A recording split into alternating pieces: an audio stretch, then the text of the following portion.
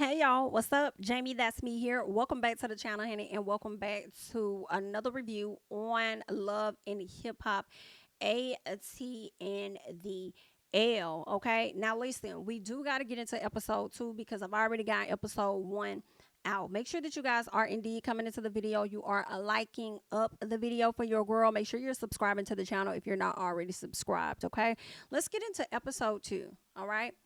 So, y'all know Carly tried to fight Bambi just the night before. So, Carly decides to have a sit down with Jessica and they're talking about what all happened between her and Bam. All right. She's over there saying, like, listen, I don't feel like no friend of mine should have my man's number. Like, not a single friend of mine should have my man's number. If he's been all up in my hot pocket, I said, girl, we did not need to know that. Oh, we did not need to know that. If he wasn't all in my hot pocket, she don't need to. If he was in my hot pocket, she don't need to be talking to him. And it's like, girl, don't nobody want that man with your insecure ass. If your facials and all of the work you done got done to your face ain't enough to let us know that you're insecure as fuck, okay, with that literal bubble butt you got going on and not in a good way, then we should also know that the way you acting about this boy is that. Okay, that should be enough. Okay, if we didn't notice anything else. She over there crying, talking about how he the best thing that ever happened to her, and she's afraid. I'm scared. I don't know if he's gonna be another cheater like all the other men I done brought on the show year after year after year after year. Then she starts talking about how she's paranoid and she has PTSD. Bitch, sit your ass down. You are too fucking old for all of this, ma'am. You are too fucking old. I am sick of Carly, bitch. You want to sit up here and talk about how you paranoid, you got PTSD, but ain't none of this shit making you sit your weird ass down. Nothing is making you sit your weird ass down and being with your own company. You're feeling the need to constantly attach yourself to a man, and people want to sit up there and talk about damn Latoya Luckett ass getting married more than one time. Bitch, how about Carly bringing a new nigga on this show every fucking season? Being engaged damn near every fucking season. Okay, girl, we are tired of it. Didn't want to holler in our face about having some fucking paranoia and PTSD. Girl, sit down somewhere. Like, she gets on my fucking nerves, okay? Not taking the time out for herself to date her damn self. She over there trying to continue to attach herself to a man and be wondering why her and her daughter be having fucking issues. Girl, anywho. So, Rasheedah and Kirk over there having a conversation with Jasmine. Okay, baby, Jasmine came in. She was acting a bit weird, but I feel like I understood what she was doing. So Jasmine says that Rasheedah is an Instagram parent. Okay, she said she wasn't gonna be one, but that's exactly what she is. Jasmine calls out Kirk for not being at their son's birthday party soon as they got there. So when Jasmine comes in and she sits down, she's like, "Hey Rasheedah, I haven't seen you in years." Okay, I kind of took that as she ain't been around that lady's son. Okay, even though Rasheedah does tell her, like, I don't have to be around you to be around your son. I mean, I think that is true, But she's like, girl, I haven't been seeing you. You stepmama, ain't it? Okay, where you been at? But anywho, now when Jasmine clocks Kirk for not being at their son's birthday party, he was immediately like so quick to say, well, I paid for that party, didn't it? Wow, that right there, sir, it's more than just paying for it. The fact that you were trying to redeem yourself as if that was real, like, first of all, sir, that's some shit you're supposed to do. It's your child's birthday. You're supposed to pay. You're also supposed to show up and be present as well, unless there is really like some conflicting reason as to why you cannot be there. All right. When I hear Kirk and Rasheedah talk about Jasmine's child, it's always rooted in money. It's always rooted in being able to take care of their child financially, but you don't know how that baby gonna grow up and resent y'all, because a lot of people, as they get older, they're like, it was more than the money. I didn't want the money.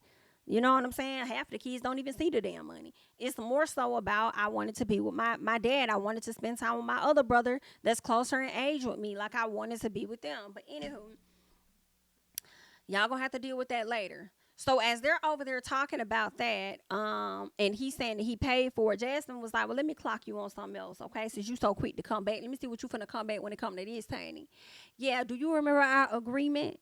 He was like, what agreement? And she was like, the agreement that you're gonna get our son every third weekend of the month. We didn't really agree on that. I don't think. She said, you sure? Because it's written down in the paperwork. It's signed. I said, I know that's right because it's given court ordered. Hello? Now, Rasheedah decides to jump in at this moment and says, listen, it's never going to be what it is that you want it to be. So basically what it sounds like you're saying, because all this woman said was you're supposed to get your son once a month. You respond to that by saying, it's never going to be what you want it to be. So basically what it is that I am hearing is that you are justifying and you are okay with him being an absentee parent. And you just want to be able to write the check off. Nah, you was tiptoeing in your J's, taking your ass over there to fuck on that lady, to get her pregnant, then tiptoeing your damn J's and take your ass over there and pick up your son and hang out with your goddamn kid. How about that? Okay. In my personal. Now, yeah, I feel like that's Kirk's mistake. He the one that has to sit in there. So do your part. Anywho, I felt like Rasheedah was trying to punish Jasmine for sleeping with a married man, as if this married man did not know that he was also married to you and made vows to you years ago. Why is she the only one being punished for that? You the one that chose to stay with him. You the one that chose to accept all of the baggage and the BS. So with that being said, this is a part of it. So don't sit up there and kind of justify something. It's never going to be what you want it to be. It's not about what I want it to be. That's what I wish you would have said. You should have told her ass it's about what the courts said it's going to be. The courts said that his ass supposed to get his son. Okay? That's what they said. I'm just trying to follow the order. So what's really going on? Okay? But anywho, I also feel like this, for like Rasheedah to tell this lady it's never going to be what you want it to be and all this and that and justifying Kirk or whatever. It's like, Rasheedah, I understand that you may still be hurt and you may not be hurt. You know what I'm saying? It may still be a soft spot. It may not, based on his actions and what he did and how he got you all's marriage and got y'all to this point. But I feel like if anybody understands her, you should kind of understand her a bit. Because remember when you got pregnant and how Kirk treated you and how he didn't want to have shit to do with that baby and felt like you was over there cheating on him and this, that, and the other, we would have expected you to have a little bit of sympathy because it seemed like he didn't even want your son when you had got pregnant. Yeah, but anywho, girl. So Rasheedah decides to ask her about the defects and she's like, girl, as a parent, like that's terrible. You know what I'm saying? That's some fucked up stuff that's not good as a parent. I said, wait a minute. You gonna run that by your husband too that's sitting next to you? Because it seems like you only talking to her as a parent. It also reflects on him too. Okay? Especially if y'all finna bring this lady in as a storyline. Don't just be trying to dump on her and not checking him. Anywho, Jasmine asked like, oh, okay, so now you want to be concerned. I said, baby, I loved how Jasmine was coming at Rasheedah, honey. I'm not even gonna hold y'all. Rasheedah says that she has always been there for Cannon from the beginning, and she says she loves him. And then Jasmine's like, but can you actually see how it's not really giving genuine? And then Rasheedah said, oh, everything about it is genuine. Okay. And Rasheedah had to get the hell up at some point and leave the table. And it was funny because when she was like, oh no, it's genuine, it was making me think about the moment that her and K. Michelle got into it. And Rasheedah responded to K. Michelle saying, oh, something. I don't know what it was that she said, but then it sent me to the moment when K. Michelle said, they didn't let me go like they let you go. All right. So when K. Michelle started talking about Rasheedah bags and Rasheedah got up ready to fight, that's when Rasheedah realized she was going to have another one of the moments, like she was going to get ready to fight Jasmine. So she had to go and get her ass up off the table. Like, guys, it's been too much going on for y'all to not get it right, So she gets up and she walks off. I thought that was too funny. But anywho, so Kirk tries to say that Jasmine be in her birthday suit. So they over there talking and he's saying that he'll do more or whatever when he'll come and pick up Cannon. And she's like, okay, cool. So I'm going to hold you to that. Because he said something all she got to do is call him. And he was like, I bet. Now that you say that, I'm going to do that. You're going to do your part. He was like, yeah, if I come over, you're going to have your birthday suit on. And she's like, what you talking about? He was like, it's been times I come over there and you'll have your birthday suit on X, Y, Z. And it's like, nigga, I'm in my house. Well, they ain't got nothing to do with your son either being sent out the door, you know what I'm saying, or me watching him run to the car. Like, what? It really ain't got to have that much interaction at all. But anywho, So Jasmine said, "Oh, I see what you doing. You making up shit. You trying to sit up here and make it seem as though I'm the problem, as though that's the reason why you don't come get your son, because you want to try and make it seem like I'm enticing you to do something more than what it is, and that's not what it is. But it's okay because I got you. And you know what else I got? I got all them text messages because I never deleted a damn thing. Hello."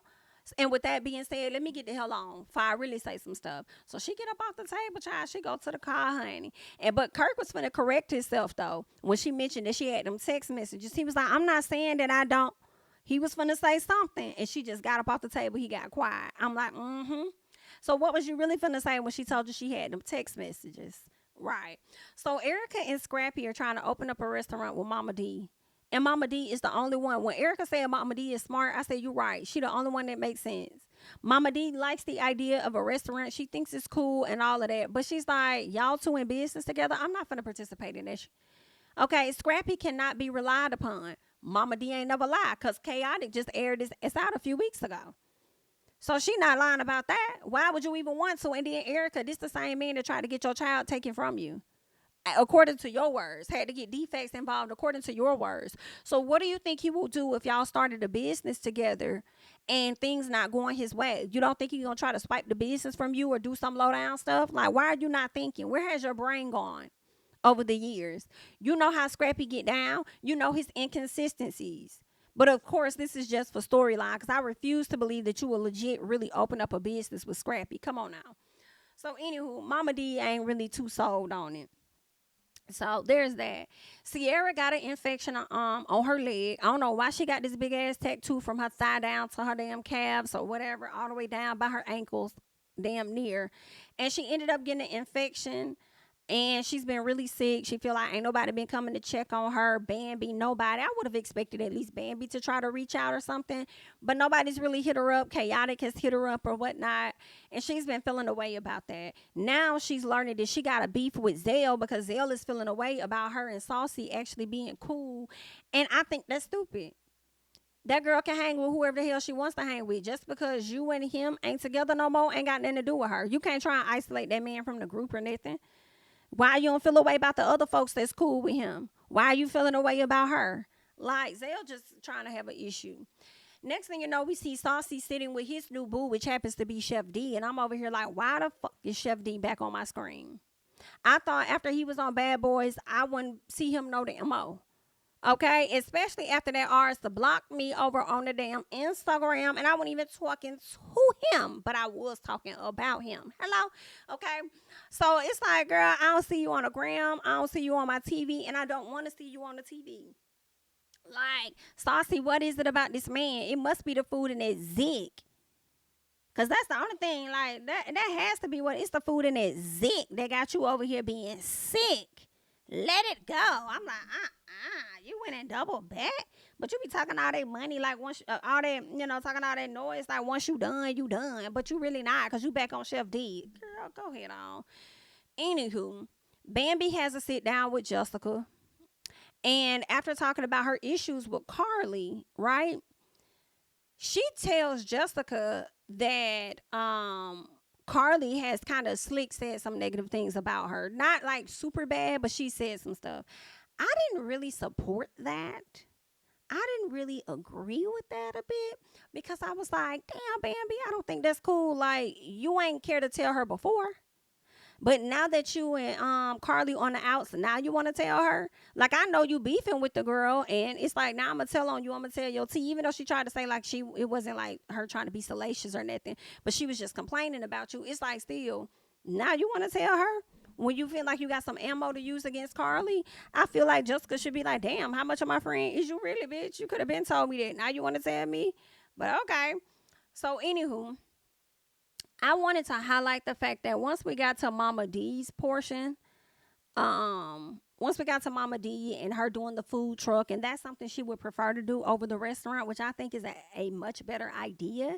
I feel like the cost is going to be very low in comparison to running a restaurant. I feel like with the food truck, she could travel. She can go wherever she wants. So I just think it's a better idea for her.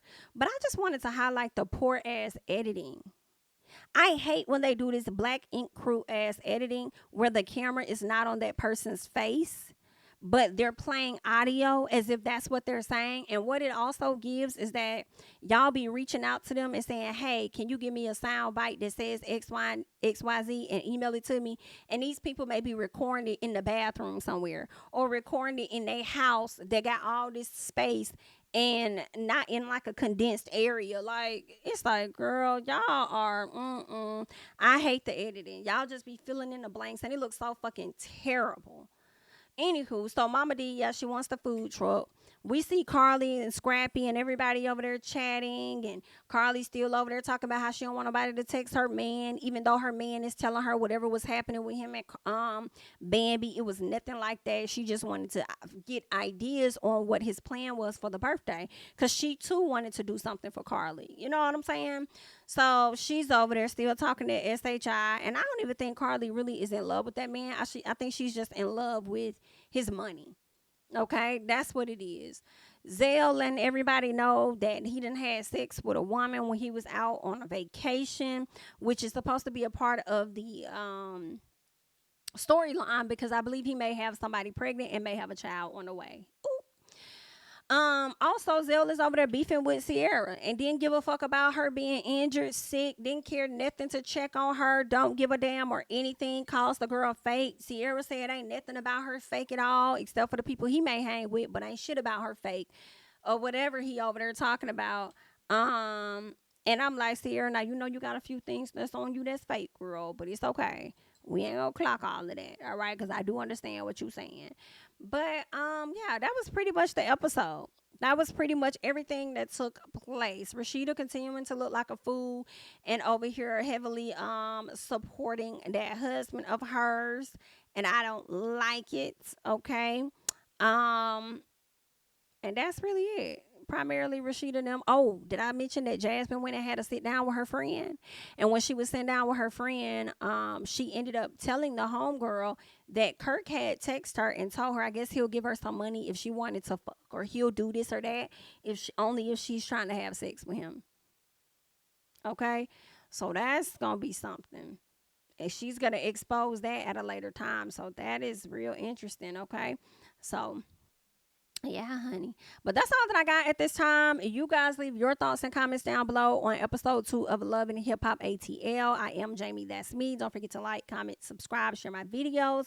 Follow me on Instagram and on Twitter at JamiThatsMe. And I'll catch you guys in the next one. Bye-bye. King of my city and cul-de-sac. Coming out swinging like soldier rag. Leading my people like quarterback. Boy, I study this shit, I'm an almanac. Had to get up and grind. Knowledge is booming, I'm here to apply. Came with the chip and the dip, it just single the mind. We finna do more to survive. I need my check. Spinning the block for the Gouda. We hitting the jeweler to flood out the net. We don't do beef on computers, I'm straight out the sewer. We come when you rest. Niggas be looking perplexed, so keeping my foot on their neck. No map, I trust my gut for the quest. With drama, I'm fully abreast. I was ready for years and they died of me. All of a sudden they tell me they proud of me. I've been dropping these haters like calories. Cross them out, I came back with some boundaries. Stand for my honor, but too raw, no corner. Packing the stick with a drummer. Wanna catch my bad, won't fumble.